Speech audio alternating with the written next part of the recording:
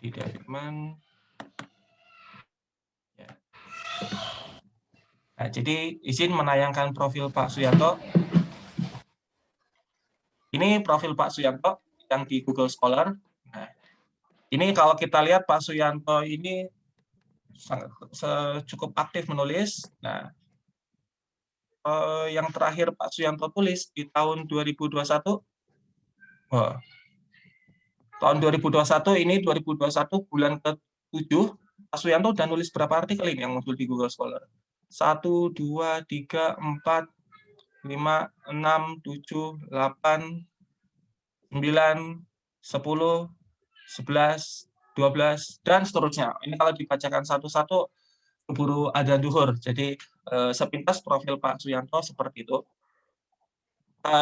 Spesifikasi beliau, spesialisasinya itu di kecerdasan buatan, kemudian di pembelajaran mesin, kemudian terkait penggalian penambangan data, kemudian terkait voice recognition juga beliau punya kepakaran di situ. Nah, jadi itu sepintas profil Pak Suyanto. Mungkin di sini ada yang bimbingan Pak Suyanto. Kalau ada bimbingan Pak Suyanto mungkin bisa raise hand atau mungkin bisa chat. Atau enggak ada? Ada bimbingan Bapak enggak di sini, Pak? Mungkin kalau lihat daftar namanya, Pak. Sudah nggak ada sepertinya. Nggak ada ya, wes. Nah, jadi, atau mungkin di sini juga ada yang barangkali sedang ambil proposal. Sepertinya saya tertarik dengan topiknya Pak Suyanto. Mungkin tadi bisa sambil lanjut searching sendiri profil Pak Suyanto di Google Scholar. Sepertinya temanya sama nih. Mau mengajukan sebagai Pak Suyanto, ya mungkin di luar forum ini dipersilakan.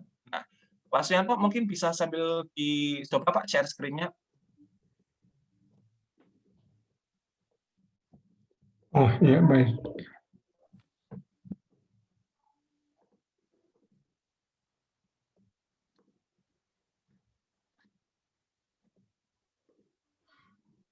Sudah terlihat, Mas? Sampun, Pak. Nah, jadi sebentar. Nah, kayak lancar-lancar berarti apa ya? Insya Allah, Pak. Ya. Oke. Nah, oke. Saya serahkan acaranya kepada Pak Suyanto untuk penyampaian materi intinya. Kepada layar dan mikrofon, silakan Pak Suyanto. Oke, baik. Terima kasih Mas Ive dan rekan-rekan semuanya yang telah hadir pagi ini. Assalamualaikum warahmatullahi wabarakatuh. Waalaikumsalam warahmatullahi wabarakatuh. Oke, baik. Sebelumnya, baik. Alhamdulillah kita bisa bertemu secara virtual di ruangan ini untuk mendiskusikan tentang penulisan jurnal. Nah, ini nanti kita akan diskusikan sekilas saja, tidak terlalu banyak. Nanti akan lebih banyak tentang sesi diskusi ya, akan lebih ramai. Tadi sudah disampaikan oleh Mas Ive tentang policy atau kebijakan dari dan fakultas ya terkait dengan skema publikasi sebagai pengganti sidang tugas akhir. Nah, memang kelebihan kalau kita mengarah ke publikasi, baik jurnal atau conference, itu banyak keuntungan yang kita dapat. Pertama, bisa lulus dengan nilai A tanpa harus sidang tugas akhir. Yang kedua, kita bisa lulus cum laude. Ini sebagai syarat cum laude ya, maksudnya. Kemudian yang ketiga, kita bisa memiliki modal besar kalau kita mau mengambil studi lanjut S2 maupun S3. Makalah ilmiah atau paper di jurnal bereputasi atau di konferensi internasional ini akan menjadi modal besar mendapatkan beasiswa dengan sangat mudah, nanti kita bisa mendapatkannya. Jadi semakin banyak kita melakukan publikasi, kita juga akan semakin bagus reputasi akademik ya maksudnya di sini. Oke. Jadi pertama saya ingin sampaikan bahwa jurnal dan conference tadi sudah disampaikan oleh Mas Ive bahwa ini dua hal yang berbeda. Kalau jurnal bagi ke dalam dua, yaitu nasional dan internasional. ini juga diakui di fakultas atau prodi ya di sini. Itu saya kurang tahu persisnya sekarang policy-nya seperti apa. Setahu saya Sinta indeksnya itu bisa Sinta 1, Sinta 2 sampai Sinta 6. Ini yang kita punya di fakultas itu ada IndoJC, Indonesian Journal of Computing atau apa namanya? Ini singkatannya saya lupa. Pak Itu Suyanto, Sinta 4 di itu full screen, sudah Pak. bisa digunakan untuk di full screen. Ya, ya. Nggih, Pak.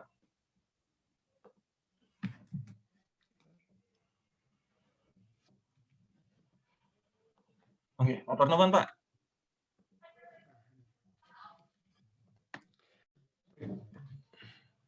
Kemudian untuk International Conference itu di kita ada ISO ICT atau ISO DSA. Tahun ini akan dilaksanakan di bulan Agustus dan bulan Oktober kalau nggak salah. Kalau ISO ICT sudah tutup, tapi ISO DSA ini masih buka sepertinya. Hari ini terakhir atau hari apa gitu, kurang tahu, bisa dicek di websitenya. Kemudian untuk International Journal, ini yang paling tinggi kualifikasinya. Ini nanti akan saya jelaskan dari secara best practice seperti apa cara mencarinya. Itu ada di banyak user besar, itu Springer, Elsevier, ACM, atau IEEE. Itu dibagi ke dalam Q1, ini quartile, ya, kualitas yang tertinggi, ya, kualitas tertinggi, Q2, Q3, maupun Q4.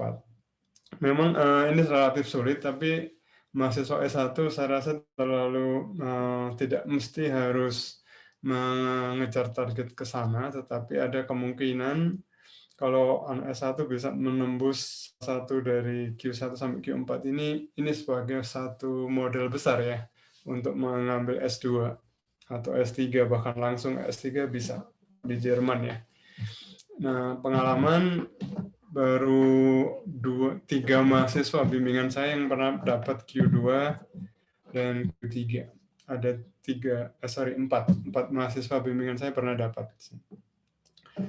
Ini masih memungkinkan, walaupun masih S1 nggak ada masalah, tidak perlu dibatasin di situ. Jadi kalau misalkan kita bertanya apakah ada misalkan kita punya statement ya, punya keyakinan bahwa saya pasti dapat publikasi jurnal. Kalau statement yang lain bisa jadi saya kemungkinan nggak akan sanggup misalnya. Dua pilihan itu sama-sama benar sebenarnya. Tergantung kita meyakini pilihan itu sebenarnya. Oke. Jadi kalau teman-teman memang tertarik dengan dunia akademis ya, sangat concern ke sana, pengen berkarir di dunia akademisi, tidak ada salahnya kita bisa mengejar ke arah sini. Baru kemarin, kalau untuk anak S2 kemarin sudah bisa menembus Q1 pernah ada. Jadi kemarin pagi hari Rabu kemarin tepatnya, ada mahasiswa S2 yang dapat masuk ke Q1.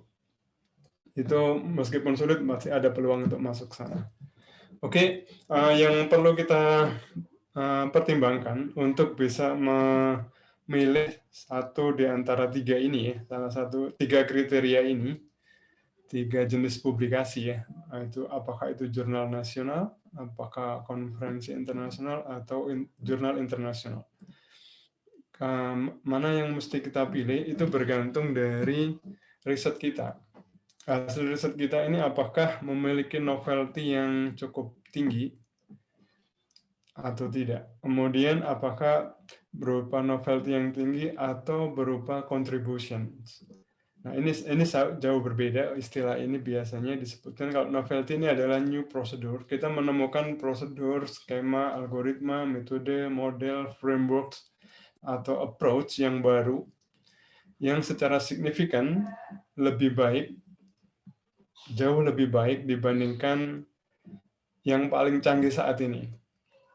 State of the art yang paling canggih ya, kita biasa sebutnya seperti itu. Kemudian ada bukti secara matematis, secara logis, atau secara empiris. Kalau kita punya ketiga ini kita punya, maka jangan ragu untuk masuk ke Q1, untuk masuk submit jurnal ke Q1 atau minimal Q2 dalam waktu cepat, ada yang bisa 1 bulan, kemarin anak S2 itu 1 bulan dapat Q1 kemarin bimbingan saya. Nah, ini sangat mungkin. Tapi kalau misalkan kita nggak dapat novelty ini nggak terlihat, dengan 3 ciri ini nggak terlihat, kita bisa mengarah ke contributions. Ini kalau contribution itu istilahnya kita melakukan evaluasi atau examinations, pengujian, investigations, dan performance pada beberapa datasets misalkan ya. Atau kita melakukan perbandingan beberapa metode terbaik saat ini, atau kita mengimplementasikan metode yang sudah ada pada suatu aplikasi. Ini biasanya untuk Q2, Q3, dan Q4 ini masih mungkin. Untuk Q1 relatif sulit. Nah, kemudian untuk untuk conference internasional ini relatif gampang kalau kita ada kontribusi di sini. Tapi kalau kita nggak punya novelty, punya contributions, maka akan sulit untuk bisa menembus salah satu dari ketiga ini. Untuk menembus jurnal sulit, untuk menembus konferensi internasional juga sulit. Jadi minimal kita punya contribution, walaupun kecil. Nanti pembimbing teman-teman akan bisa menentukan mana yang menjadi contribution dari riset itu, apakah cukup besar atau kecil, atau kemudian apakah ada novelty-nya. Nanti akan diarahkan submitnya atau pengiriman makalahnya itu ke satu dari ketiga ini. Nanti diarahkan ke sana. Oke, nah kemudian setelah kita tahu ada novelty atau contribution-nya, kita mulai melakukan penulisan paper. Nah, saya akan ceritakan sekilas saja di sini secara sederhana prosesnya yang saya lakukan dan saya ajarkan ke mahasiswa bimbingan saya. Dan kemarin itu simpelnya seperti ini. Kita bikin outline-nya. Jadi semacam daftar isi, ya. Daftar isi dari kalau kita punya buku itu semacam daftar isinya. Bab 1 isinya apa saja, nanti itu kira-kira kita dapat sinopsisnya ya. Kita bikin 3-4 kalimat gitu per bab ini isinya apa.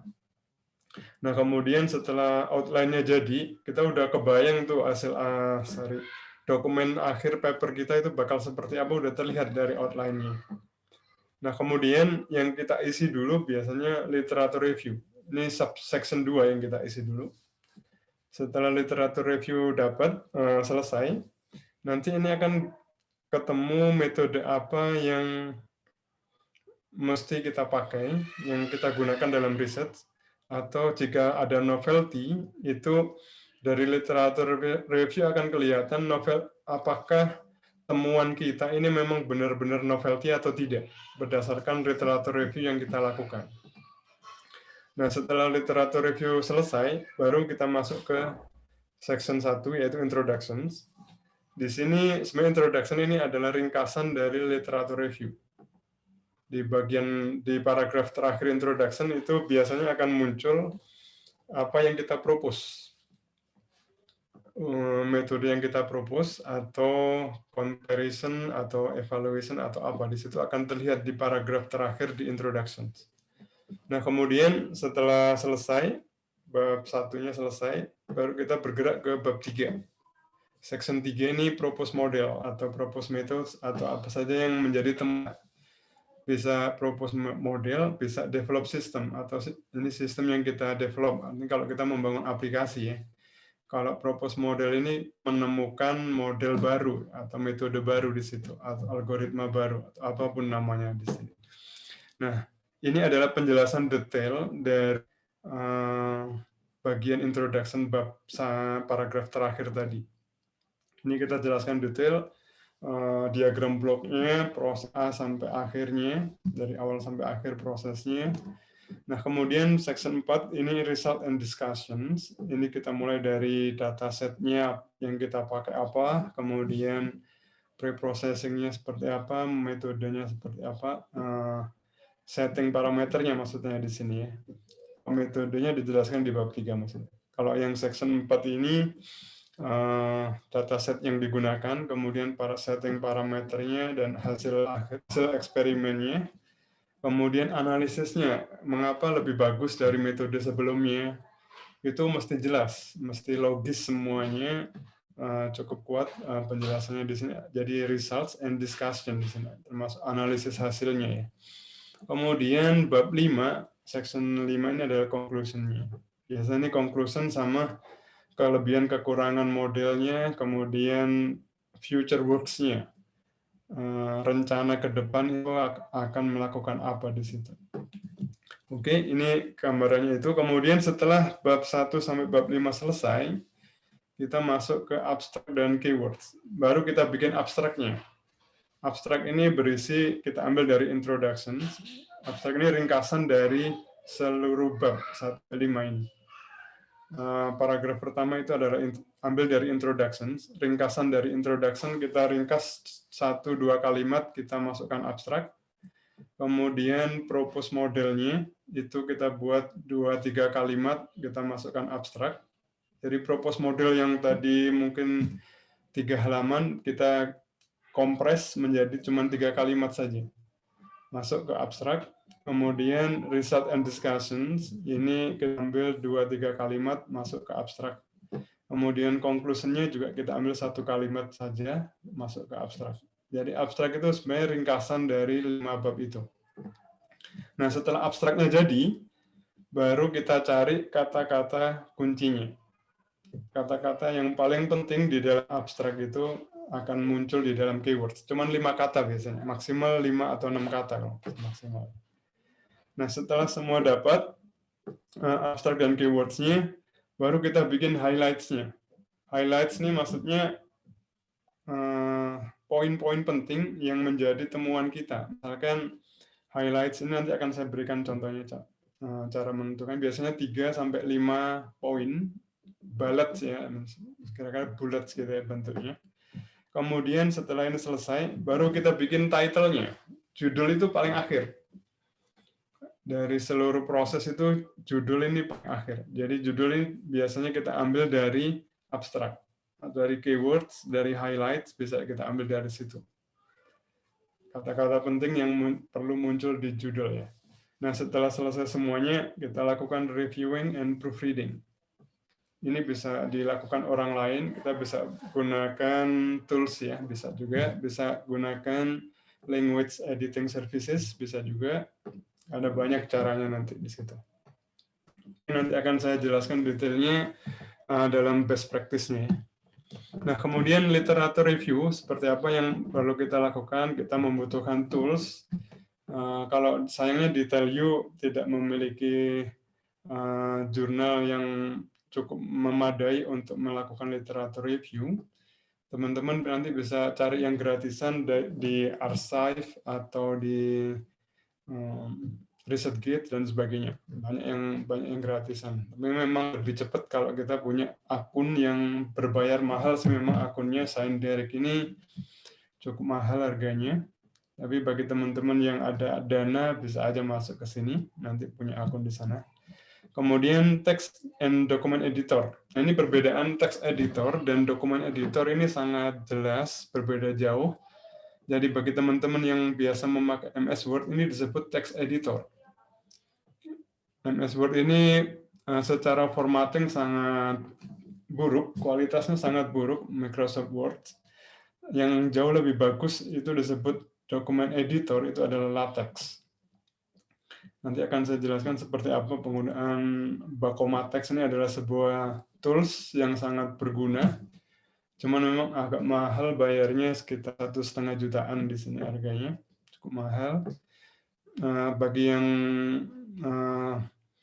gratis itu ada Overleaf LaTeX, bisa online di sana, nanti bisa membuat sebuah project untuk di review langsung oleh pembimbingnya, bisa nanti sebagai communication media untuk Overleaf LaTeX ini.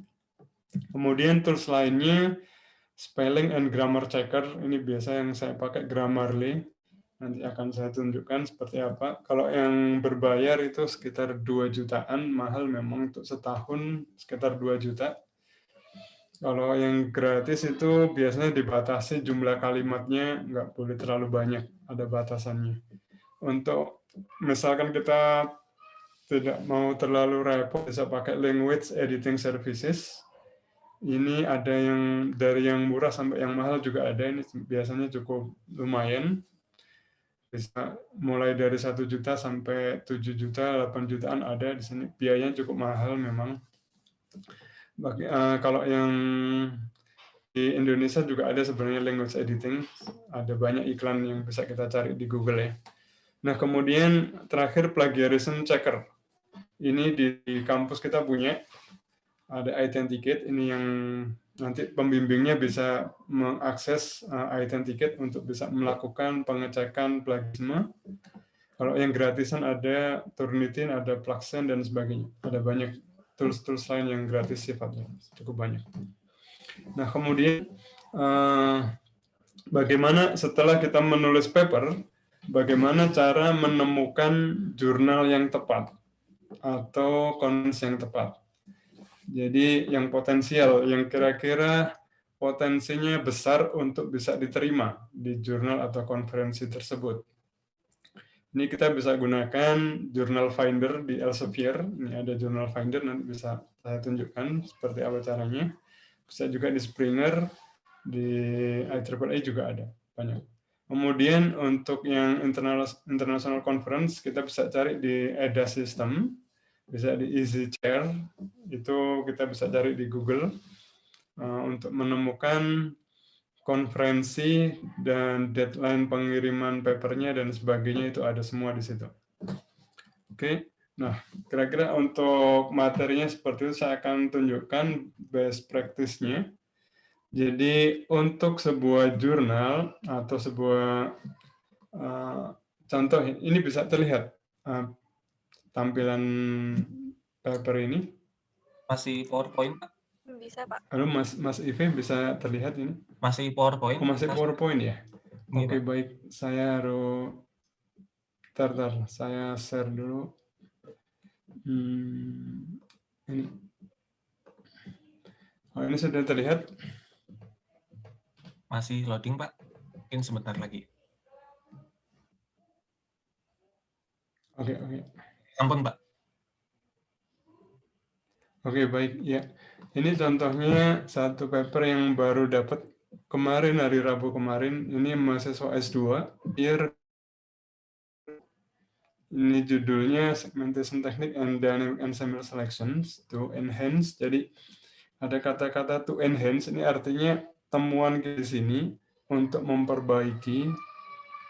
Seperti itu. Kalau dari judul sudah terlihat ada contribution di situ. Ada metode yang dipropos, metode baru yang dipropos, itu cukup jelas di sini ya. Nah, kemudian contoh lainnya itu kalau yang lain lagi ini juga sama. Ini untuk paper yang lainnya, ini saya gunakan nah, ini judulnya A New Nearest Neighbor Based Frameworks for Diabetes Detection. Ini juga diterima di jurnal Elsevier, baru dapat minggu yang lalu. Ini kontribusi dan novelty-nya ada di sini, novelty-nya terlihat dari model yang kita propose di sana. Ini propose framework, jadi ada sebuah framework yang kita propose. Kemudian kalau yang lebih gede lagi, novelty-nya itu judulnya seperti ini. Judulnya pendek biasanya. Judul paper, judulnya singkat, cuma 3 kata. Komodo melipir algorithms. Ini nama algoritma baru yang kita dari judulnya kita bisa tahu kontribusinya besar atau tidak. Ini sebuah prosedur algoritma baru yang kita temukan untuk bisa menghasilkan tadi itu ya, ada tiga hal. Yang pertama itu algoritma baru yang kita propose. Yang kedua, performance-nya signifikan lebih besar, lebih tinggi dibandingkan yang terbaik saat ini. Kemudian yang ketiga ada mathematical proof. Mathematical proof atau logical proof atau empirical. Ada salah satu dari proof atau bukti logis, matematis atau empiris itu nggak masalah. Empiris ini maksudnya hasil running algoritma tersebut. Nah, kemudian cara penulisannya seperti tadi. Jadi kita tahu kita bikin di introduction ini paling cuman kita buat 3 kalimat atau 5 kalimat gitu. Introduction ini mau menjelaskan apa gitu.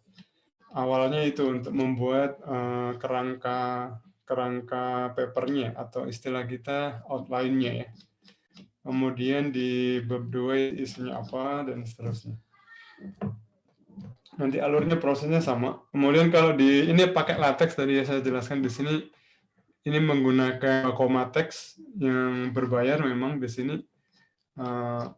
Kita bayar waktu itu sekitar 1,5 juta belinya software-nya ini. Unlimited, tidak ada batasan waktunya, kita bisa gunakan selamanya. Kemudian kita melihat di sini proses penulisannya bisa langsung dilakukan di sini. Seperti Microsoft Word sebenarnya. Tapi kalau kita mau nulis di skripnya ada di bawah sini. Jadi kita kalau misalkan citasi dan seterusnya, ini semua ada di dalam sini. Kalau kita mau nulis misalkan Ctrl B gitu, ya otomatis menjadi tebal ya di sini ya. Kalau kita Ctrl Z, dia kembali lagi kan. Seperti di Microsoft biasa. Jadi memang latex ini sangat bagus untuk dokumen editor ya, bukan text editor tapi dokumen editor. Jadi formattingnya akan sangat presisi. Kita nggak perlu mengatur gambar, semua gambar akan diatur otomatis. Posisinya selalu di atas, bagian atas ini biasanya. Kemudian ini semua gambar, tabel, semuanya diatur secara otomatis oleh latex. Kita nggak perlu ribet lagi untuk mindah-mindah gambar. Kalau di Microsoft Word kan mindah-mindahin gambar ya. Karena Microsoft itu teks aja, teks editor saja sifatnya. Kalau digabung gambar, tabel, seterusnya akan sangat sulit di Microsoft Word. Ini tabelnya bisa sangat presisi, kita nggak perlu ribet lagi di situ. Kemudian untuk penamaan tabel, kemudian pengacuan tabel juga begitu, reference, penomorannya nggak perlu ribet nanti di sini. Misalkan kita buat di contohnya ya, reference gambarnya itu bisa langsung secara otomatis ya di sini. Contohnya, oke.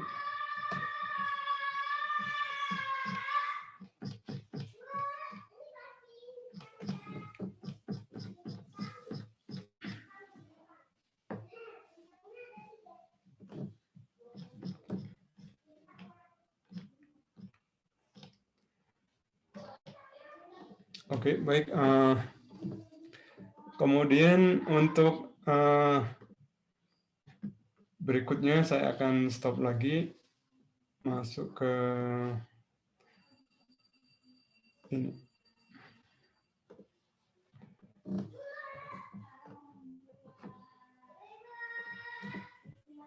Jadi kalau kita mau mencari jurnal yang kualitas untuk melihat kualitas jurnal, baik itu Q1, Q2, Q3, atau Q4, kita bisa gunakan ini simagojr.com. Ini untuk kita tinggal bisa mengetikkan jurnal apa namanya, misalkan Expert System with Applications. Ini H-indeksnya ketahuan berapa, kemudian kategorinya. Di sini sejak tahun 1999 pertama kali terbit. Kemudian ini kita lihat warna hijau ini adalah Q1, warna kuning ini Q2. Jadi sejak 2007 semua bidang ini AI, Computer Science Application, Engineering, ini semua bidang masuk ke Q1 semuanya sampai tahun 2020. Kemudian di sini ada Simaku Journal Rank-nya, skornya 1,37. Nah, ini cukup tinggi, skor di atas 0,5 ini sudah dianggap bereputasi tinggi. Kalau di atas 0,5 ini sudah dianggap bereputasi sangat tinggi. Ini caranya mencari nama-nama jurnal, bisa kita cari kualifikasinya. Kemudian kalau kita nyari referensi, itu bisa kita gunakan cara seperti ini.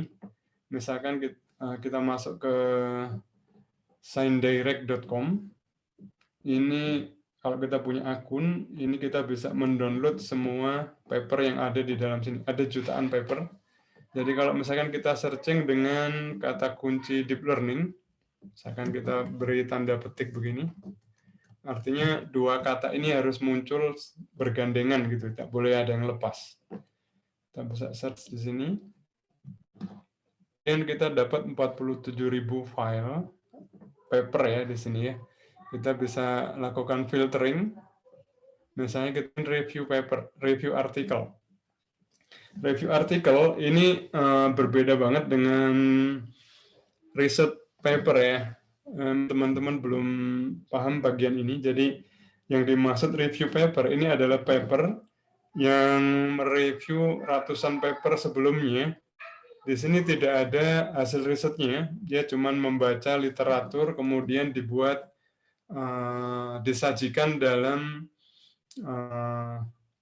kategori-kategori tertentu, sehingga pembaca bisa dengan mudah melihat riset, perkembangan riset di bidang deep learning ini apa, secara keseluruhan ya. Jadi seperti kalau kita beli nasi kotak gitu, sudah lengkap, ada nasinya, sayurnya, lauknya, dan minumannya misalkan ya, lengkap, itu sudah kita tinggal makan saja di situ. Nah, ini akan sangat membantu bagi teman-teman yang pengen bergelut di bidang misalkan deep learning, kita pengen tahu peta risetnya di seluruh dunia itu seperti apa, di 5 tahun terakhir, di tahun terakhir nih, tahun 2022 misalkan, cuma ada 2 paper ya.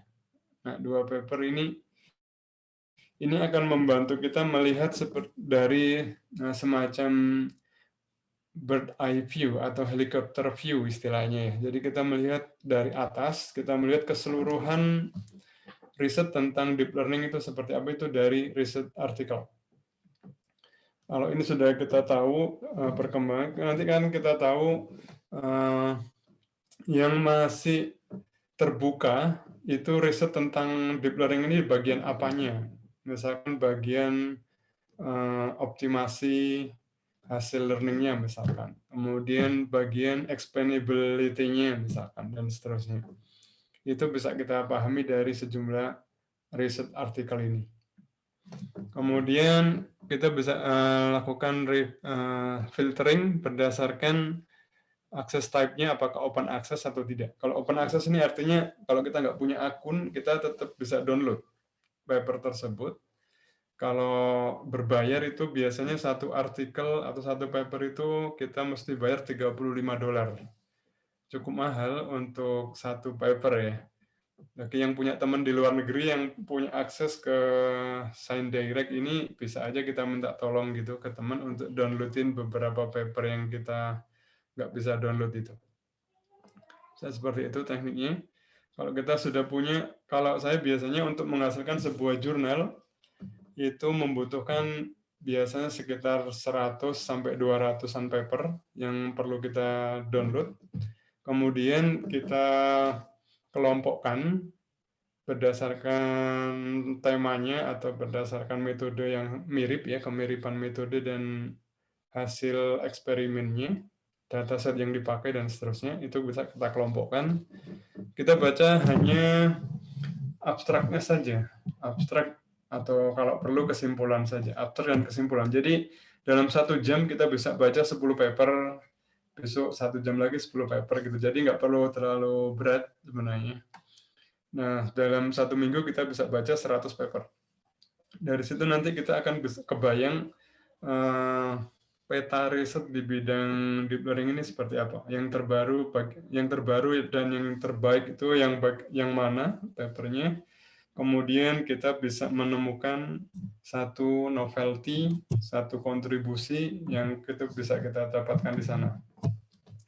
Oke, kemudian setelah kita dapat review ini, tadi kan kita lakukan adalah setelah dapat menuliskan outline dari paper yang kita mau bikin, itu yang pertama dibikin adalah bab 2 kan, section 2 itu related works atau literature review ya.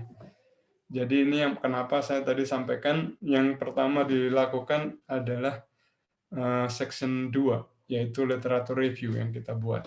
Baru kemudian section 1 tentang introduction ya, dan seterusnya tadi. Oke, setelah itu kita bisa, kalau papernya sudah jadi, kita bisa cek spelling dan grammarnya. Nah, tadi kita bisa copy paste saja dari latex itu, kita copy, kita paste ke dalam ini grammarly.com. Ini berbayar, Pak. Untuk yang premium itu sekitar 2 juta per tahun bayarnya.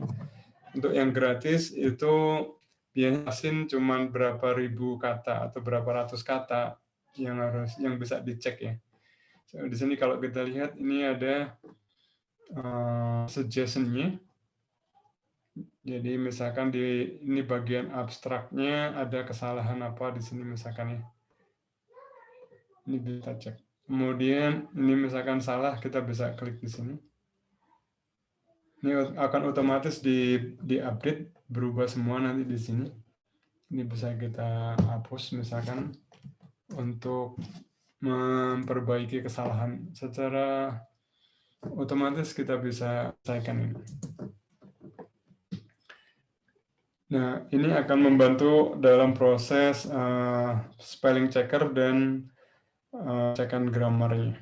Ini ada banyak kesalahan-kesalahan, kita bisa ikuti ini kalau mau diganti. Nah, seperti ini akan berubah otomatis. Tinggal klik di sini, kita verifikasi.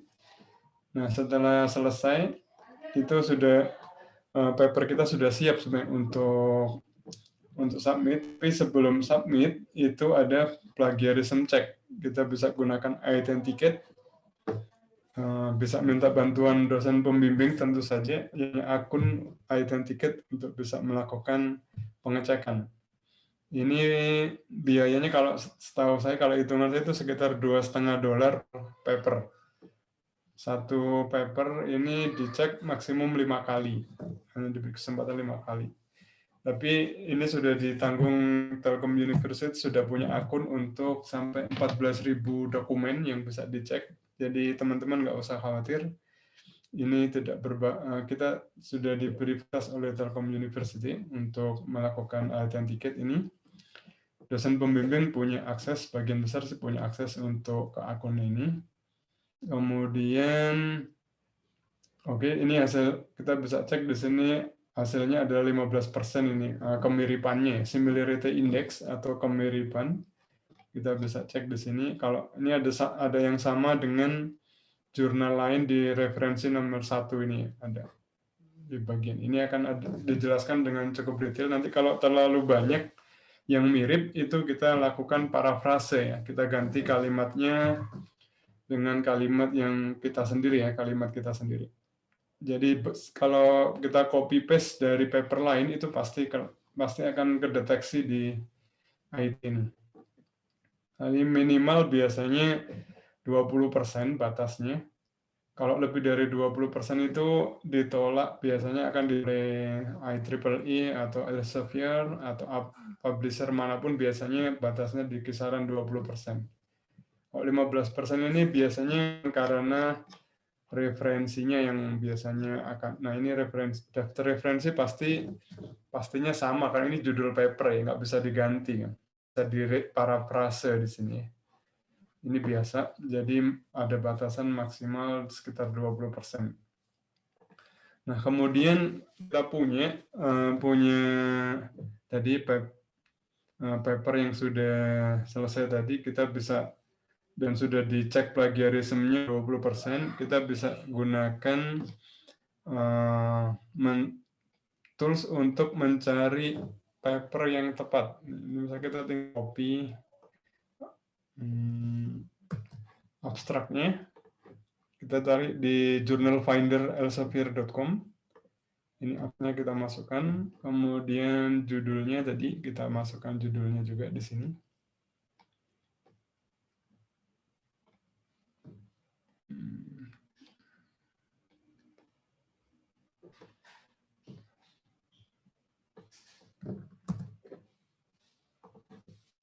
Di judul dan abstraknya, kemudian kita bisa pilih ini fieldnya adalah misalkan computer science, misalkan fieldnya. Kita find journals. Nanti akan diberikan jurnal yang direkomendasikan, misalkan Computer Methods and Program in Biomedicine, misalkan yang terkait. Di sini bisa kita amati side score-nya, kemudian impact factor-nya, acceptance rate-nya. Jadi dari 16% ini artinya dari 16 dari 100 paper yang diterima di jurnal ini. Artinya ada 84 paper yang ditolak dari 100 paper yang masuk ke publisher ini ya. Kemudian waktu pertama kali decision-nya 5 minggu. Jadi kalau kita submit sekarang, bulan depan baru dapat kabar papernya diterima atau ditolak. Gitu ya. Kemudian waktu untuk publikasi 4 minggu. Ini bisa kita amati. Kemudian ini kita bisa sort. Kita mau berdasarkan best match, jurnal name-nya, kemudian impact factor-nya, atau acceptance rate-nya, atau time to first decision. Kita pengen cari yang paling cepat diterima, misalkan bisa aja di sini. Kalau ini ada match case score-nya. Kalau ini kotak 5 bar ini berarti ini sangat tepat ya artinya. Jurnal ini sangat tepat dengan paper punya topiknya ya, kontennya itu sangat sesuai. Ini peluangnya cukup besar untuk bisa masuk. Misalnya kalau ada yang cuma 9% acceptance rate-nya, artinya banyak yang ditolak di jurnal ini. Seperti itu. Kita bisa cari kalau sudah dapat, misalkan kita tinggal ikuti petunjuknya untuk submit. Misalkan kita pilih ini, kita tinggal masuk ke submit papernya. Kita tinggal ikutin submit paper ke jurnal ini. Kita perlu masuk ke sistem submission systemnya. Kita akun di sini dan seterusnya. Ada prosedur submissionnya, kita ikuti panduannya di situ. Oke, kalau misalkan kita tidak punya novelty, tidak ada novelty, kita bisa, tapi kontribusinya ada, kita bisa cari di edas.info ini untuk mencari daftar konferensi. Kalau di edas ini umumnya akan terindeks di Scopus atau IEEE Explore, yang ini sudah bisa diterima di fakultas sebagai pengganti sidang tugas akhir ya. Ini di sini kita bisa cari nama-nama papernya. Saya perbesar. Ini ada tema-temanya, kemudian tanggal pengirimannya, latest deadlines, dan seterusnya. Kemudian kita bisa masuk ke masing-masing konferensi ini untuk lebih tahu detail bayarnya berapa sih di sana. Kemudian submitnya kapan, pakai template-nya Word atau LaTeX. Kadang sebagian konferensi hanya menerima pakai Word, nggak bisa pakai LaTeX, ada yang seperti itu. Ada yang pakai LaTeX doang, nggak mau menerima yang Word, bisa aja. Ada banyak kemungkinan di sana, kita bisa pelajari di sini. Umumnya kalau konferensi itu lebih mudah, jauh lebih mudah untuk dapat letter of acceptance. Jadi kalau misalkan, kalau jurnal tadi itu tingkat kesulitannya sangat tinggi ya. Kalau di konferensi ini biasanya jauh lebih mudah. Itu bisa 2 minggu, bisa 1 bulan sudah dapat LOE, bahkan bisa beberapa hari saja bisa. Mungkin 2-3 hari juga bisa dapat letter of acceptance-nya. Ini akan jauh lebih simple. Nah, seperti itu kalau sudah kita submit, nanti kita tinggal ngikutin, nunggu hasil review-nya. Setelah review akan ada revisi dan seterusnya sampai kita presentasi, sampai dapat sertifikat, kemudian papernya dipublikasikan secara resmi, diindeks di Scopus atau IEEE Explore. Nah, itu sudah selesai sampai publish, artinya itu sudah bisa digunakan untuk pengganti sidang tugas akhir. Tapi sebagian juga ada aturan di fakultas atau policy kebijakan yang baru itu bisa setelah presentasi kita dapat sertifikat ya. Nah, sertifikat itu sudah cukup untuk bukti nanti sidang tugas akhir, mungkin sudah bisa. Nanti bisa ditanyakan di fakultas kebijakan terbarunya seperti apa dan seterusnya. Saya kira itu dari saya, Mas Ive. Terima kasih. Matur nuwun Pak Suyanto. Ya, mungkin kawan-kawan bisa memberikan tepuk tangan virtual. Punten Pak Suyanto, sekarang tepuk tangannya virtual, Pak. Jadi seperti itu. Nah, kemudian izin Pak kita masuk ke sesi tanya jawab. Nah, di sesi tanya jawab ini silakan bagi kawan-kawan yang ingin bertanya, barangkali pertanyaannya mau secara mau via chat juga boleh, atau mau bertanya langsung dipersilakan. Silakan bagi kawan-kawan yang ingin bertanya. Sejauh ini ada 3 pertanyaan, tapi japri Pak. Jadi mungkin izin menyampaikan pertanyaan. Ya, silakan. Jadi ini Pak, kalau untuk publikasi internasional kan bahasa Inggris ya Pak ya. Nah itu sebaiknya kita menulis bahasa Indonesia, setelah selesai baru diinggriskan, atau di setiap section yang tadi Bapak sampaikan itu langsung diinggriskan Pak. Enaknya gimana Pak? Mungkin itu dulu Pak. Oke, baik. Nah, saya langsung ya. Ya, Pak. Saya jawab langsung. Baik, untuk yang merasa kesulitan dengan bahasa Inggris, bisa aja kita tulis bahasa Indonesia dulu. Kita cari yang paling nyaman aja ya, yang paling mudah, yang bisa kita lakukan, tidak mesti yang perfect, tidak mesti perfektis ya. Kita bisa gunakan bahasa Indonesia dulu, kemudian kita terjemahkan pakai Google Translate juga boleh aja. Kemudian dari Google Translate kita pakai grammarly.com tadi, itu sudah cukup lebih baik. Kemudian kalau kita ada dana mungkin 500.000, 1 juta, kita bisa akan language editing service itu atau translator bisa aja. Ada banyak di Indonesia yang menyediakan jasa translator. Dalam beberapa hari sudah dapat hasilnya dengan kualitas cukup baik. Beberapa teman itu banyak menggunakan jasa translator. Tapi kalau misalkan kita cukup mahir bahasa Inggrisnya, kita bisa tulis langsung menggunakan bahasa Inggris, jadi nggak perlu terlalu capek. Nah, kalau kita sudah terlatih, sudah terbiasa, saya rasa relatif gampang untuk penulisan papernya. Itu bisa langsung berbahasa Inggris ya, jadi lebih gampang. Kemudian nanti tetap kita biasanya setelah kita submit ke jurnal atau conference, memang akan ada komentar. Biasanya kadang komentarnya cukup keras bagi teman-teman yang pertama kali submit, mungkin akan sedikit down ketika mendapat komentar ini bahasa Inggrisnya jauh dari standar, misalkan komentarnya cukup keras biasanya. Itu bahkan untuk mereka yang sudah sering submit pun masih ada komentar seperti itu. Bisa juga itu cuman sandiwara, bisa aja supaya paper kita ini disubmit ke language editing service yang berbayar itu. Ya itu bisa aja sih, permainan bisnis bisa juga semacam itu ya. Tapi kalau dari saya, selama kita punya kemampuan bahasa Inggris yang baik, kita tulis langsung. Kalau misalkan kita ragu dengan kemampuan bahasa kita bisa gunakan bahasa Indonesia dulu, kemudian menggunakan jasa tools yang gampang aja nggak masalah. Jadi contohnya yang kemarin dapat Q1 anak S2 itu, dia cuma pakai bahasa Indonesia dulu, kemudian pakai translator Google Translate aja, kemudian pakai grammarly.com itu. Setelah diterima papernya, baru kita pakai language editing service. Artinya kita sudah pasti diterima, baru kita pakai language editing service yang berbayar tadi. Itu sudah cukup memadai. Saya rasa mereka lebih fokus pada konten. Jadi bahasa itu relatif nomor terakhir lah ya.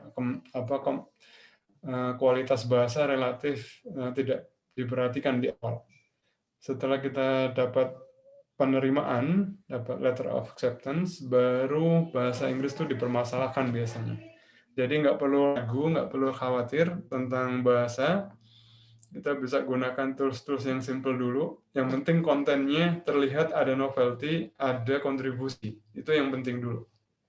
Masalah bahasa belakangan sebenarnya. Seperti itu, Mas Ivi. Oke. Ya, mungkin dari Mas Mbak yang lain, mungkin ada yang mau menanyakan terlebih dahulu. Ini ada titipan sponsor dari Pak Dida Firman untuk yang presensi. Nah, mungkin saya izin manggil nama dulu gitu. Izin secara acak. Ada yang namanya Mbak Iwan ya. Halo Mbak Iwan.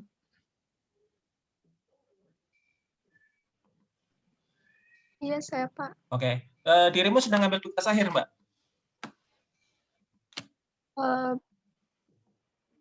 Belum. Belum. Oke. Dirimu tertarik nggak untuk mengikuti tugas akhirnya yang nantinya dipublikasikan sebagai jurnal atau mau model sidang yang biasa, Mbak? Tertarik.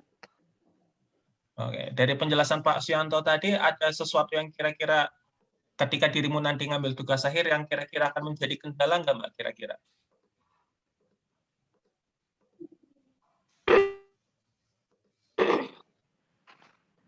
Mungkin kalau saya mau bertanya tentang plagiarisme sih. Oke, gimana Mbak? Silakan. Kalau misalkan saya sudah membuat, kemudian saya cek kembali, plagiarismenya misalkan sekitar 2%. Kemudian saya serahkan ke pihak yang selanjutnya. Ternyata plagiarismenya berbeda, malah lebih banyak. Itu cara mengatasinya gimana ya? Oh, oke, ya. Terima kasih. Oke, terima kasih Mbak Yohan. Nah, jadi memang ada kadang kalau beda alat, kadang beda hasil apa ya? Itu gimana Pak Suyanto, Pak? Oke, tools seperti Turnitin atau Authenticate memang memiliki database berbeda. Jadi hasil plagiarismenya atau similarity index-nya bisa berbeda memang. Yang kita mesti ngikutin standar dari publisher-nya ya. Kalau misalkan publisher-nya menggunakan Authenticate, maka kita ikuti Authenticate. Itu yang jadi acuan mereka. Kalau di IEEE conference biasanya pakainya Authenticate. Itu kita yang jadi acuan adalah itu. Kalau misalkan kita pakai Turnitin yang berbeda ya dengan Authenticate, kita bisa minta pembimbing kita untuk melakukan plagiarism check sesuai dengan standar yang kita tuju ya, penerbit yang kita tuju ya. Nah, nanti kalau misalkan ternyata lebih tinggi hasilnya, Authenticate dapatnya cuma 15%, tetapi dengan Authenticate dapatnya 25%, maka kita lakukan parafrase. Jadi kalimat-kalimat yang tadi di blok, diberi warna tadi, itu artinya ada kemiripan dengan paper lain kan. Nah, itu kita bisa lakukan parafrase. Misalkan kalimat aktif, jadi kita bikin jadi kalimat pasif misalkan. Atau kata-katanya kita ganti dengan sinonimnya misalkan. Ada banyak caranya, nanti bisa belajar di how to paraphrase ya, bisa dicek di Google bagaimana memparafrase kalimat, itu bisa belajar nanti di sana. Nggak terlalu sulit. Bisa di Grammarly itu juga tinggal pakai ya. Kalau di Grammarly itu sudah tersedia, setahu saya di Grammarly itu ada tools untuk melakukan Authenticate. Ini contohnya, kalau saya tunjukkan di sini contohnya, kita bisa cek pakai Grammarly di sini ya. Kita bisa bikin kata-kata misalkan.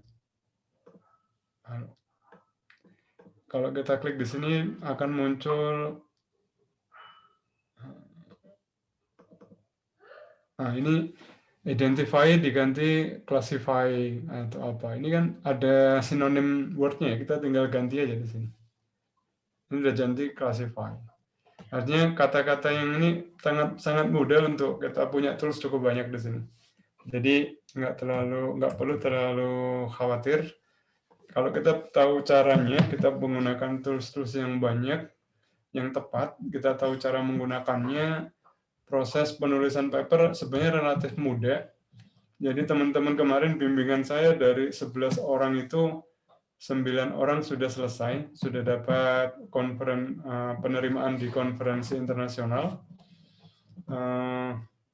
Proses penulisannya hanya sekitar 1 bulan.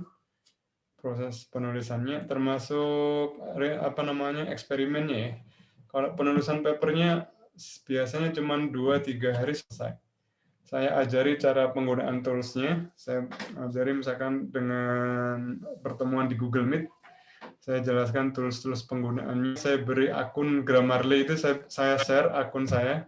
Tapi penggunaannya bergantian supaya tidak diblok akun saya, tidak diblok. Jadi penggunaan akun saya itu bergantian, si A dulu, kemudian kalau udah selesai baru mungkin 2-3 jam kemudian si B dan seterusnya. Jadi nggak terlihatan dipakai bersama-sama gitu satu akun. Itu lumayan membantu mereka sehingga dalam waktu singkat 2-3 hari satu paper itu bisa selesai dengan tools-tools yang tepat ini. Bahkan yang bahasa Inggrisnya nggak begitu bagus, tadi caranya cuma pakai Google Translate, kita tinggal copy aja di sini ya, pakai Google Translate itu sangat simple. Kita bisa pakai di sini Translate. Terima kasih Pak Suyanto. Kita tinggal masukkan kata bahasa Indonesia di sini, dapat, tinggal copy. Ya. Demikian. Pak, ini langsung mendadak muncul beragam pertanyaan, Pak. Jadi mungkin 3 pertanyaan ya, Pak ya. Jadi ada pertanyaan, kalau misalnya untuk beasiswa, boleh. Beasiswa sepertinya beasiswa studi lanjut ya, Pak ya, beasiswa S2, S3, itu minimal ikut conference atau jurnal, itu ada level minimalnya nggak, Pak? Yang pertama, kemudian kalau mau lihat isi format jurnal, kemudian itu nanti diuploadnya di mana, itu informasi formatnya ada di mana, Pak? Di sini itu pertanyaan kedua. Pertanyaan ketiga, Pak, saya sudah selesai mata kuliah penulisan proposal dan semester depan mengambil TA. Kira-kira apakah masih sempat untuk mengajukan conference atau jurnal agar tidak perlu sidang tugas akhir? Itu dulu, Pak, 3 pertanyaan itu. Oke, baik. Yang pertama tentang standarnya ya. Kalau untuk universitas besar dunia, katanya yang masuk top 100 university lah dunia, itu standarnya pastinya yang tinggi ya, yang Q1 ya jurnalnya. Q1 sampai Q4 itu masih dianggap cukup baik reputasinya. Kalau untuk universitas di Indonesia, untuk konferensi internasional yang terindeks Scopus atau IEEE itu sudah sangat baik, sudah bisa digunakan untuk sebagai model mendapatkan beasiswa S2 atau S3. Itu relatif gampang. Kalau kita, tentu saja kalau semakin tinggi kualitas paper kita, peluangnya jauh lebih besar tentu saja. Nah, kalau kita targetnya ke luar negeri, universitas besar semacam Harvard, MIT, atau Stanford, yang gede-gede itu ya, pastinya mereka akan memiliki standar jauh lebih tinggi, yang seperti itu. Jadi tidak ada aturan bakunya, tapi yang penting semakin tinggi yang bisa kita raih, tentu saja peluangnya makin besar. Ya. Kemudian yang kedua tadi yang tentang Format tadi yang nomor 2 ya. Format jurnal atau conference. Oh, format. Ya, template tuh bisa dilihat kalau di jurnal itu ada, kita tinggal search di jurnalnya itu, misalkan Elsevier paper, Elsevier jurnal template, kita tinggal googling aja dengan 3 kata kunci itu ya. Elsevier jurnal template misalkan, 3 kata itu, nanti akan ketemu langsung arahnya. Kita bisa dapatkan latexnya atau Word-nya, itu bisa disediakan ya kalau ada Word-nya. Biasanya latex diutamakan ya, sangat mudah soalnya itu sebagai dokumen editor. Kemudian kalau di konferensi, itu setiap conference itu memiliki standar berbeda-beda. Jadi kita mesti masuk ke menunya ini ya, di bagian sini biasanya misalkan kita masuk ke page-nya ini ya. Ini di konferensinya. Ini biasanya di call file paper ini ada biasanya. Kita tinggal ngikutin standar template-nya, biasanya bisa ada di website-nya, pasti ada di sini. Nah, ini ada penggunaannya, pakai apa standarnya. Tinggal ikuti yang ada di situ. Oke. Nah, kemudian yang nomor 3 tadi tentang apa ya tadi? Maka yang ketiga, ini Pak, jadi ceritanya Sorry, semester nomor ini 3 kan tadi. semester ini udah selesai mata kuliah penulisan proposal. Oh, masih sempat apa enggak ya? Sempat nggak Pak kira-kira untuk hasil penelitiannya itu Oke. Pak? Ya. Oke, baik. Jadi begini, kalau misalkan semester ini sudah selesai, proposal kita sudah disetujui oleh pembimbing dan penguji desk evaluation ya biasanya. Itu kita waktu yang sangat panjang, 6 bulan ke depan, semester depan ya. Kita sebenarnya hanya butuh waktu 2 bulan. 2 bulan itu waktu yang cukup panjang. Jadi selama liburan ini ya, bagi teman-teman yang memang mengejar target, ini ada satu bimbingan saya yang targetnya submit minggu depan. Padahal proposalnya baru disetujui ya. Tapi minggu depan sudah mau submit papernya. Itu artinya kalau kita melakukan sudah dapat novelty dari pembimbing, biasanya kalau pembimbing kita cukup baik reputasinya, itu akan memberikan arahan novelty-nya begini, novelty-nya yang ini, kontribusinya yang ini. Kalau kita sudah ada itu dari pembimbing mengarahkan ke sana, kita bisa segera kerjakan eksperimennya dan seterusnya. Mungkin dalam 1 bulan selesai eksperimen, implementasi dan eksperimentasinya. Kemudian setelah eksperimen selesai, kita konsultasikan lagi ke pembimbing. Nanti akan ada waktu 1 mingguan kira-kira untuk menulis papernya. Saya rasa nggak perlu waktu lama untuk penulisan paper. Biasanya kalau bimbingan saya itu paling lama 3 hari. Itu paper sudah ready untuk submit. Nggak, jadi sekitar 2 bulan itu waktu yang sangat cukup. Jadi nggak perlu khawatir dengan keterlambatan atau tidak mencapai target. Saya rasa itu sangat mudah. Selama liburan ini, mumpung belum ada kuliah lagi ya, teman-teman punya waktu 1 bulan penuh ini, lagi liburan, kebetulan di rumah aja, manfaatkan dengan baik waktu 1 bulan ini untuk bisa mengejar target publikasi tersebut. Demikian, Mas. Ya, Pak. Nah, kemudian ini alhamdulillah banjir pertanyaan, Pak. Semoga yang kita sampaikan bisa mencerahkan ya, Pak ya. Jadi kalau untuk ini, Pak, kalau kebijakan dari Fakultas Informatika, mungkin nanti Pak Erwin juga berkenan untuk menambahkan barangkali ada update terbaru. Itu kalau mau update ke jurnal Sinta, ada yang jurnal nasional, itu minimal Sinta berapa ya, Pak?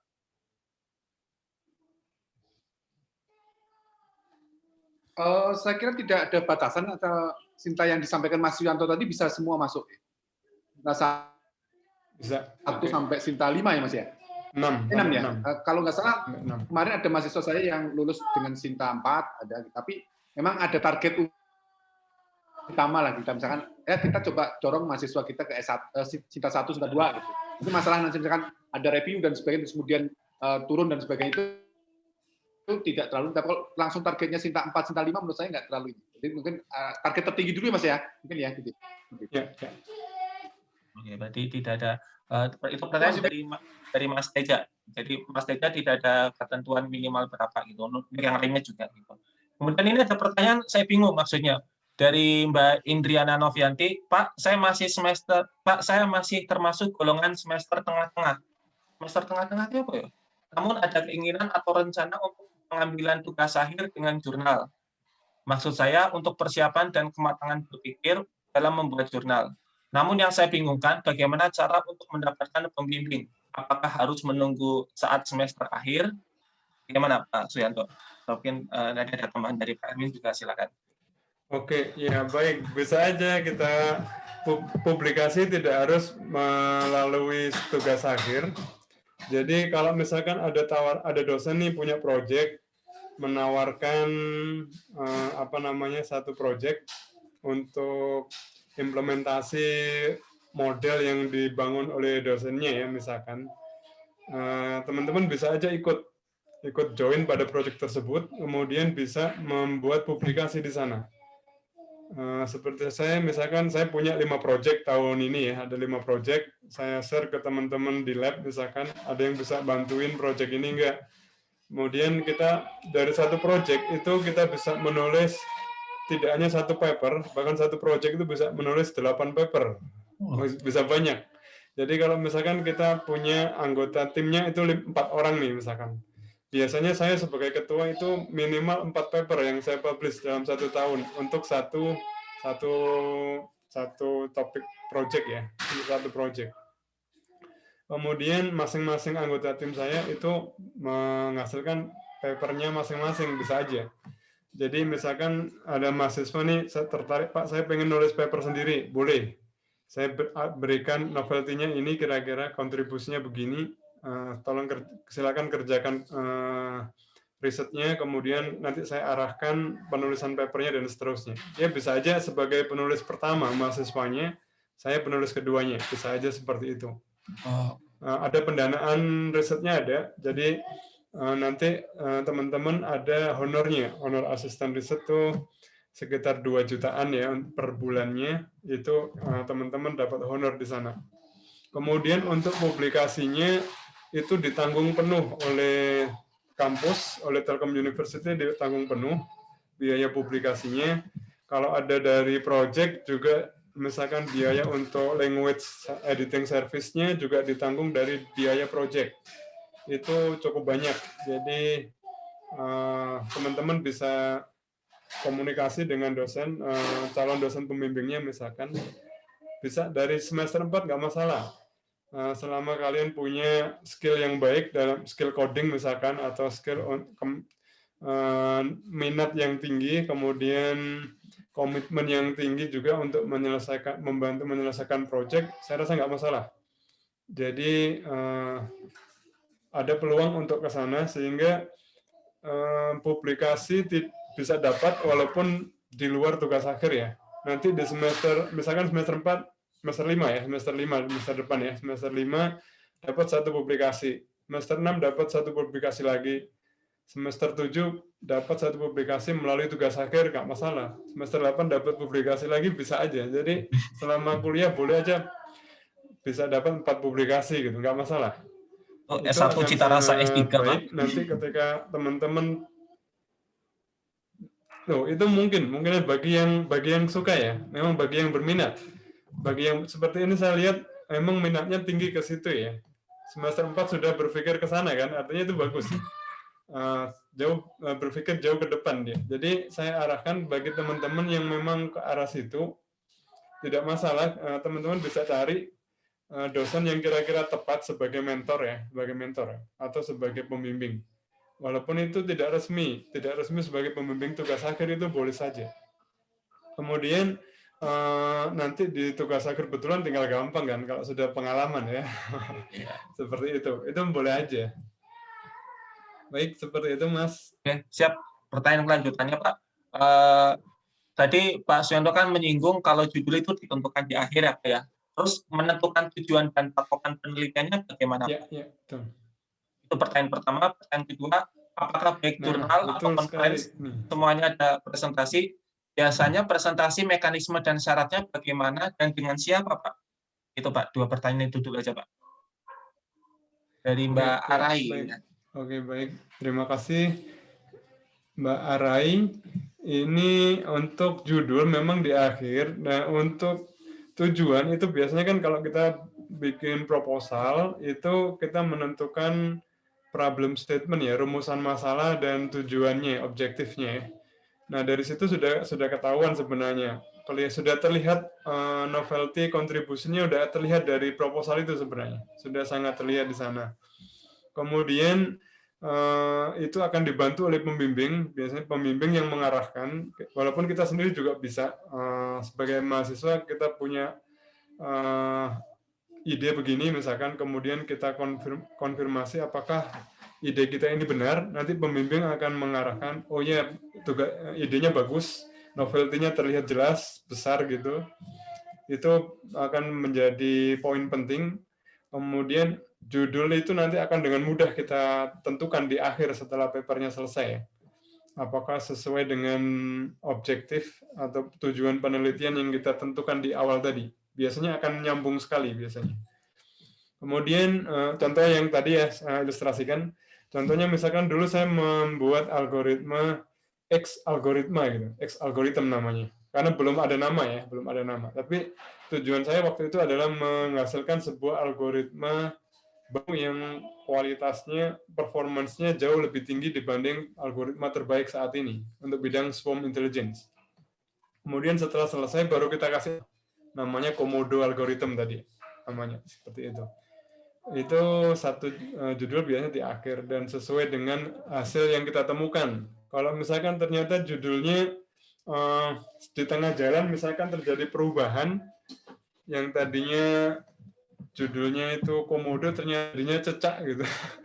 Cecak algoritma boleh aja. Jadi nggak ada masalah. Judul akan mengikuti hasil eksperimen. Hasil eksperimennya sesuai dengan judulnya nggak masalah. Nanti judulnya akan disesuaikan, berubah. Itu sangat mungkin. Jadi tidak perlu terlalu kaku untuk menentukan judulnya. Kemudian untuk jurnal atau conference itu yang jurnal nggak ada presentasi sama sekali. Jadi murni tulisan saja. Sedangkan kalau presentasi itu hanya untuk konferensi.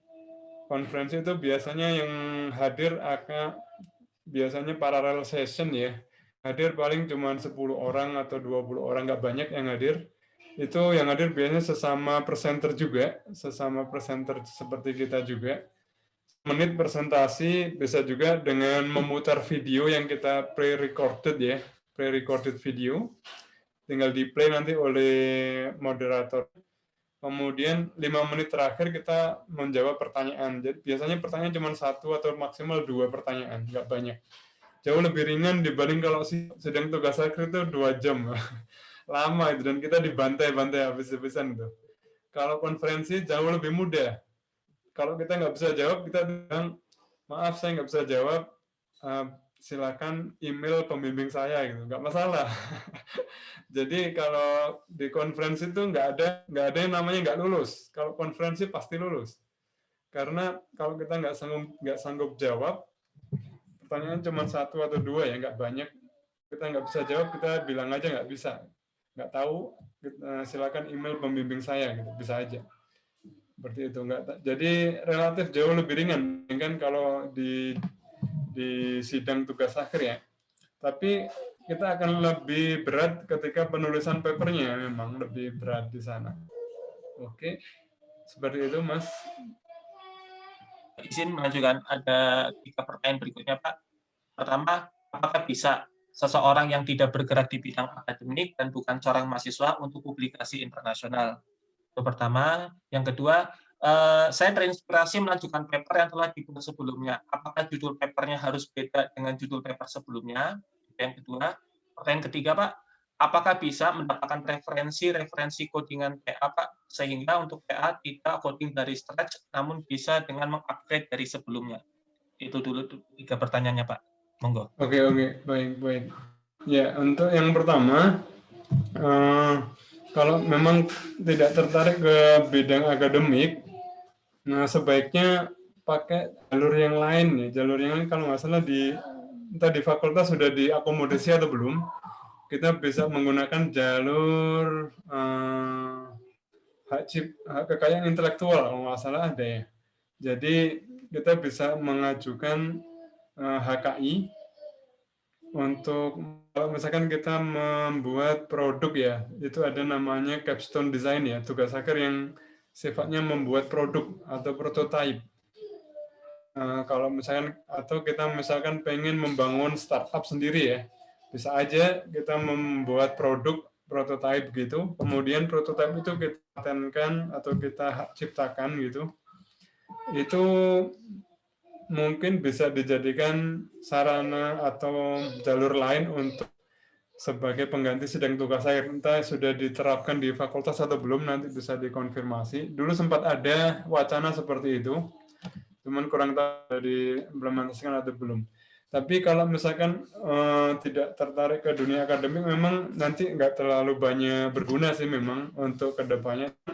Untungnya nggak sidang tugas akhir yang pertama, yang kedua bisa sebagai syarat cum laude. Itu 2 poin itu sih yang masih bisa dijadikan pertimbangan untuk melakukan penulisan paper di konferensi internasional atau jurnal ya.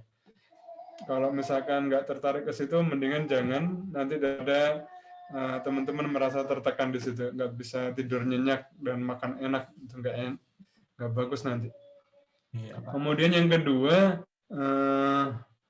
kalau misalkan ada terinspirasi dari paper sebelumnya, mestinya ada perubahan judulnya, pasti beda pasti ya. Ini akan terlihat kontribusinya, itu akan terlihat di bagian judul, akan terlihat di situ. Jadi seperti tadi, judulnya adalah metode untuk meningkatkan performance metode B untuk meningkatkan performance metode A misalkan, seperti itu. Judulnya akan terlihat novelty atau kontribusinya di situ. Kemudian untuk mendapatkan referensi atau codingan, betul, bisa juga. Tidak harus from scratch, codingnya tidak harus dari awal, tapi teman-teman bisa menggunakan tools, bisa menggunakan coding orang lain dengan menyebutkan referensinya tentu saja. Itu kalau di jurnal nggak masalah, di publikasi conference atau jurnal kita pakai tools apa saja, nggak harus coding dari nol, bahkan tanpa ngoding sama sekali pun nggak apa-apa. Kita bisa menggunakan data berbeda, misalkan codingannya sama dengan paper lain, nggak masalah. Paling kita tuning parameternya saja, misalkan simple, nggak apa-apa. Itu memungkinkan. Demikian, Mas. Siap. Lanjut pertanyaan berikutnya, Pak. Pertama, masalah pembiayaan. Ada biaya yang harus ditanggung untuk publikasi jurnal nggak, Pak? Oke. Kalau ada, itu kita searching-nya itu gimana? Maksudnya mungkin dari sisi birokrasinya, Pak. Apakah akan dibantu dari fakultas atau tidak, gitu, Pak? Itu pertanyaan pertama. Oh, iya. Kemudian pertanyaan berikutnya, untuk lanjutan pertanyaan beasiswa tadi, Pak. Kalau kita ikut conference, itu kira-kira ada saran nggak, Pak, untuk target kampus dengan beasiswanya? Ya, mungkin kalau kurang jelas, mungkin nanti Mbak Andi bisa memperjelasnya. Kemudian pertanyaan ketiga, Pak, dari Mbak Jihan, kalau jurnalnya kurang relevan dengan kondisi keterkinian sekarang, itu bagaimana, Pak? Misalnya, papernya Mbak Jihan ini rencananya tentang keamanan sistem parkir cerdas. Padahal sekarang kan sekarang sedang fokusnya masalah ini apa, kesehatan maupun sistem jarak jauh gitu. Nah, itu bagaimana, Pak? Ya, pertanyaan itu izin, Pak. Oke, ya baik. Ya. Untuk biaya itu ditanggung penuh oleh Telyu, jadi teman-teman sama sekali nggak mengeluarkan biaya. Nanti akan ditanggung penuh maksimum, ada maksimumnya, tapi kalau nggak salah untuk conference itu maksimum 6 juta biayanya. Kalau jurnal maksimum 21 juta. Itu ditanggung penuh. Kalau jurnal biasanya nggak berbayar, 0 rupiah, sama sekali nggak ada biaya kalau jurnal. Kalau yang open access ya, kecuali yang open access bisa sampai 40 jutaan, memang itu jarang yang mau. Saya juga belum pernah untuk jurnal yang berbayar mahal. Biasanya jurnal yang gratis saja, yang open access maksud saya. Kemudian untuk bisa ditanyakan ke pembimbing masing-masing, setahu saya maksimumnya itu 6 juta untuk biaya conference. Jadi kalau ada conference yang lebih dari 6 juta harus ditanggung sendiri ya. Kalau pembimbingnya baik, mungkin dibayarin pembimbing. Oke, kalau untuk lainnya, yang kedua itu untuk lanjutan, yang beasiswa ya. Yang beasiswa itu bisa dicari di kampus-kampus misalkan di UI atau ITB atau ITS gitu, UGM misalnya. Kalau di TLU S2 juga ada, S2 TLU ada jalur beasiswa juga ada kan. Kemudian untuk kampus internasional biasanya yang ditanyakan itu terkait dengan publikasi biasanya. Waktu itu saya pernah dapat beasiswa S3 di Nanyang di Singapura ya, di Nanyang Technology University. Cuman ditanya punya publikasi apa? Saya tunjukkan 2 publikasi di konferensi internasional Springer waktu itu. Minggu depan langsung diterima. Jadi cuma nanya jurnalnya aja doang. Jadi kalau sekarang mereka tinggal lihat di Scopus, profil Scopus kita berapa, H-indeksnya dan seterusnya, mereka udah pasti nerima di situ. Relatif gampang. Jadi kalau memang tertarik di dunia akademis, perbaiki reputasi kita di profil Scopus kita perbaiki. Bagi teman-teman yang sudah paham, saya rasa bisa dicek di Scopus di sana ya. Kemudian untuk yang judulnya kurang relevan, itu biasanya kita akan dapat kabar dalam 1 hari, bahkan dalam hitungan menit, paper kita langsung di-reject. Kalau misalkan kurang relevan, artinya topik paper kita jauh tidak relevan misalnya, atau kurang relevan dengan jurnal tersebut yang kita tuju ya. Saya pernah dapat tuh dalam 5-10 menit sudah dapat langsung kabar papernya di-reject dalam 10 menit. Baru submit udah langsung ke reject karena jurnalnya tidak sesuai. Misalkan jurnalnya tentang artificial intelligence review ya. Jadi itu jurnal khusus untuk review. Bukan riset paper tapi review paper ya. Jadi paper yang mereview dari ratusan paper sebelumnya. Di situ cuma mereview saja. Tidak ada eksperimen. Kalau riset paper itu adalah hasil eksperimen. Kita melakukan riset, eksperimen, kemudian hasilnya kita tuangkan dalam jurnal ya. Tapi kalau review paper itu adalah kita mengumpulkan ratusan paper misalkan, kemudian kita pilah-pilah, kita kelompokkan, paper ini ceritanya tentang ini, paper yang lain tentang itu, dan seterusnya sampai dapat kesimpulan. Gambaran menyeluruh tentang area riset di bidang itu. Itu bedanya. Jadi ini akan sangat terlihat kalau kurang bagusnya yang relevansinya tinggi, nanti kemungkinan besar akan diterima di sana. Sama dengan konferensi juga ya, kalau konferensi itu tentang computer science, maka paper kita bisa masuk. Tapi kalau konferensinya tentang pertanian, mungkin paper kita akan ditolak gitu kan, karena berbeda topiknya. Nah, semacam itu. Izin menanggapi, itu, izin menanggapi Pak Suyanto. Tapi artinya ketika misalnya katakanlah sekarang yang lagi tren itu tentang e-learning gitu ya, tentang e-learning, tentang e-health gitu. Sebetulnya tidak masalah kan Pak kalau penelitian kita tidak tentang itu, asal tujuan conference ataupun tujuan jurnalnya itu masih relevan ya Pak berarti Pak ya? Ya, betul. Memang biasanya ada yang topiknya ini tetapi tidak menutup kemungkinan untuk topik lain. Biasanya kan ada semacam itu ya. Okay, Pak. Nah, itu biasanya di conference ada penjelasan semacam itu. Oke, terima kasih Pak Suyanto. Nah, kemudian ini sepertinya kemudian yang apa lagi? Kemudian pertanyaan baru nih Pak. Pertama, ini dari Mas Armando, hal apa yang paling utama yang sering diperhatikan tim reviewer pada konferensi internasional? Kemudian sepertinya ini moga-moga jadi pertanyaan terakhir Pak dari Mbak Gadriasa. Apakah metode exploratory research memiliki kesempatan yang sama tingginya agar dapat dipublikasikan Pak? Kedua pertanyaannya Pak. Oke, ya. Baik, yang pertama untuk tim reviewer biasanya akan ngecek di abstrak itu dari judul sudah ketahuan biasanya apakah ada novelty atau contribution-nya. Kemudian itu yang pertama sebenarnya, bisa ada di judul, bisa di abstraknya, bisa di paragraf akhir bab 1 di introduction itu pasti ada kalimat yang menyatakan bahwa temuan dari riset ini atau kontribusi dari riset ini apa, dari paper ini ya. Setelah itu yang pertama sebenarnya. Kalau itu nggak ada, maka paper kita pasti di-reject. Kalau itu ada statement, kalau ada statement kontribusinya tentang ini, misalkan tentang satu masalah A misalkan ya, akan dicek hasil eksperimen metodenya apakah logis atau tidak di sana.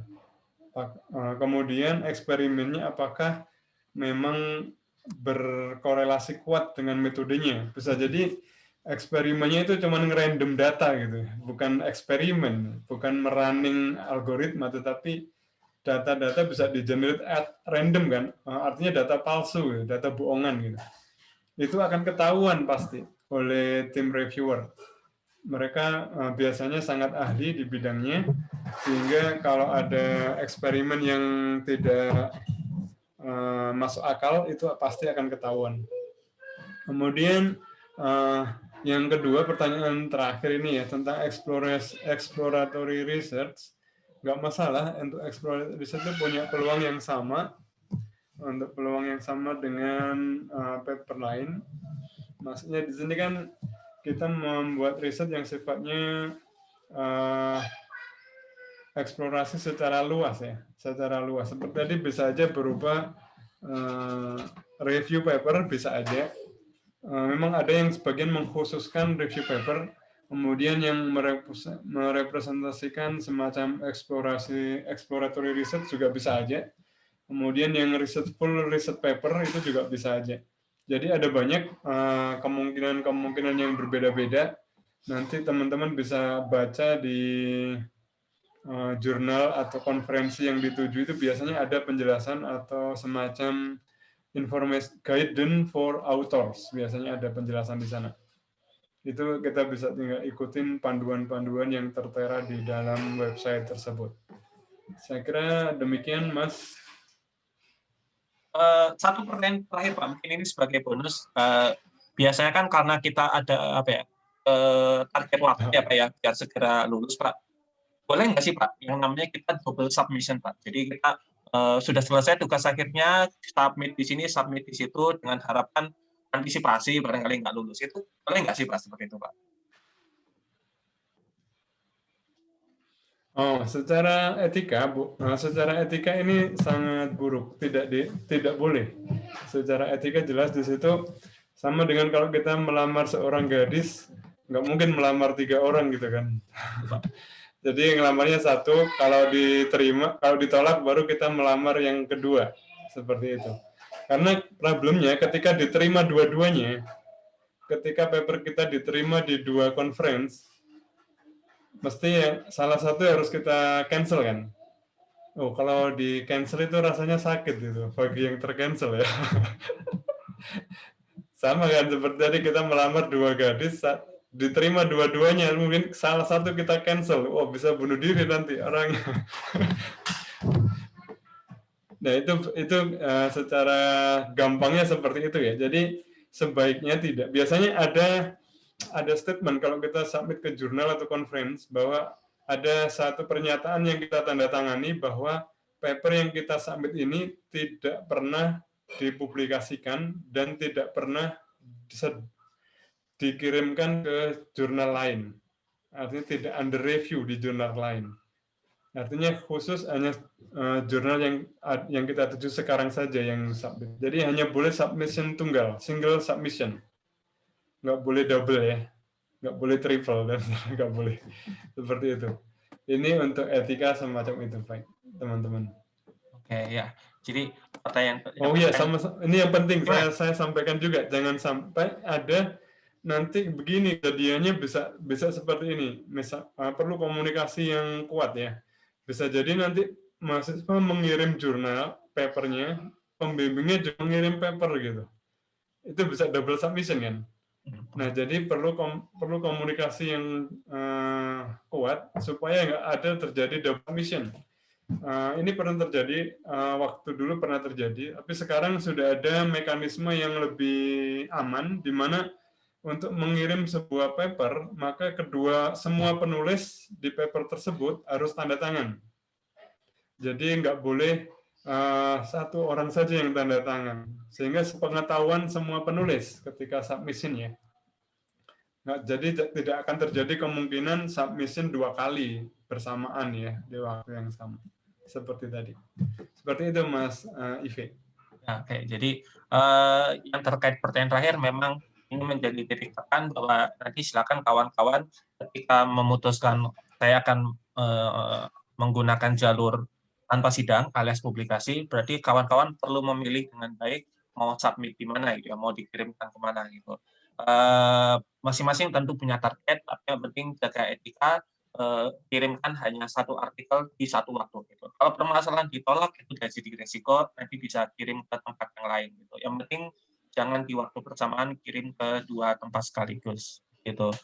Nah, kita sampai di akhir acara karena keterbatasan waktu. Mohon maaf, mungkin tidak semua pertanyaan yang ingin disampaikan mungkin bisa terjawab. Nah, kita tutup pertanyaannya sebagaimana yang tadi sudah disampaikan. Barangkali kawan-kawan di kemudian hari akan ada pertanyaan, silakan bisa menghubungi Pak Suyanto secara langsung, atau misalnya ingin menanyakan terkait regulasi, misalnya syaratnya apakah sudah harus presentasi atau cukup pernyataan diterima atau seperti apa, kawan-kawan bisa menghubungi Bapak Ibu Kaprodi masing-masing.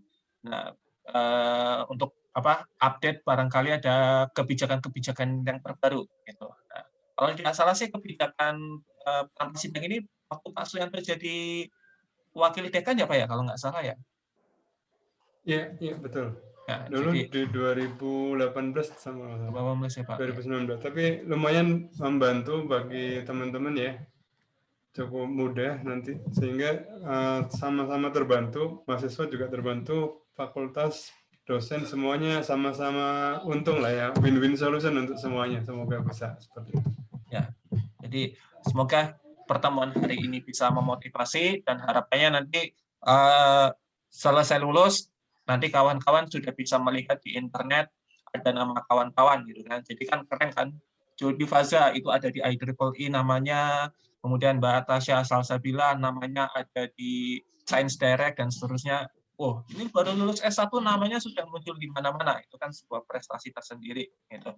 Nah, diingatkan kembali untuk presensi tautannya ada di chat, bisa di-chat yang dari Pak Aditya Firman. Nah, sebelum kita akhiri sesi pada hari ini, kita foto bareng. Monggo, silakan dibuka kameranya. Jadi ini wajah-wajah calon-calon, insya Allah wisudawan ya Pak ya, wisudawan, wisudawati. Ya. Amin. Walaupun sepertinya sih wisudanya masih online ya, nggak masalah. Moga-moga kondisi segera membaik gitu ya. Ini dari Pak Erwin juga barangkali ada tambahan dari Pak Erwin maupun Pak Aditya Firman. Cukup Mas, monggo. Cukup. Ya.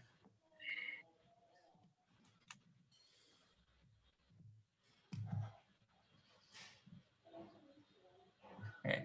Ya. Ini sekitar pesertanya ada 165, jadi mungkin ada sekitar 6 kali pemotretan. Mohon kesabarannya. Saya mulai dari halaman pertama. Jangan ditutup dulu ya kameranya ya, dan jangan kirimkan chat karena itu nanti bisa nutupin. 1, 2, 3.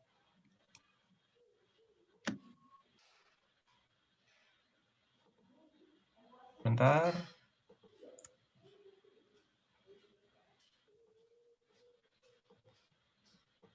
Sebentar. Ada kendala sebentar. 1, 2, 3. Kemudian geser ke halaman berikutnya. Maaf, ini ada 7 halaman. 1, 2, 3.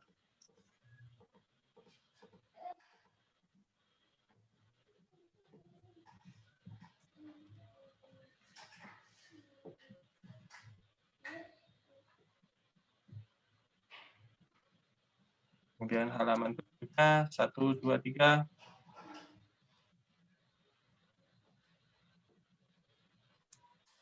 Oke. Tolong yang menayangkan, lanjut aja nggak apa-apa. 1, 2, 3.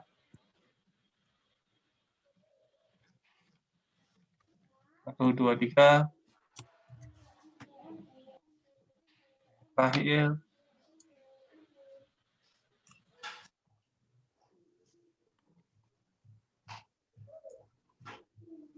Nah, Demikian sesi kita pada hari ini. Terima kasih kepada kawan-kawan yang sudah hadir. Terima kasih juga kepada Pak Dida Firman yang sudah berkenan untuk mengorganisasikan acara ini, Pak Erwin atas arahannya, dan juga Pak Suyanto atas ilmu-ilmunya. Semoga ilmu yang dibagikan bisa menjadi motivasi dan juga menjadi amal baik, dan kita bisa semakin termotivasi ya. Kawan-kawan calon-calon wisudawan Universitas Telkom, semoga segera tuntas studinya, bisa menghasilkan sesuatu yang berkualitas dan juga bermanfaat. Kurang lebih saya mohon maaf atas salah-salah saya selama memoderasi acara ini. Terima kasih, sampai jumpa di lain kesempatan. Tetap jaga kesehatan, baik diri sendiri maupun kesehatan keluarga. Wabillahi taufiq wal hidayah. Wassalamualaikum warahmatullahi wabarakatuh. Matur nuwun, Pak Suyanto, Pak Erwin, Pak Adi, dan juga kawan-kawan yang Betul, lain. Mas Jan. Sami-sami. Sama-sama. Iya, sama-sama Mas Erwin.